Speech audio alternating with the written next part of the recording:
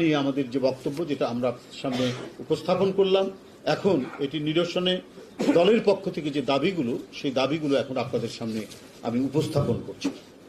বন্যার পানিতে যাদের জমির ফসল বিনষ্ট হয়ে গেছে তাদের সঠিক তালিকা প্রণয়ন করে আগামী ফসল না ওঠা পর্যন্ত তাদেরকে সর্বাত্মক ত্রাণ সহায়তা প্রদান করা, আগামী ফসলের জন্য সুদমুক্ত কৃষি ঋণ প্রদান ও বিনামূল্যে সার, বীজ, কীটনাশক ও সেচের তেলের ব্যবস্থা করা,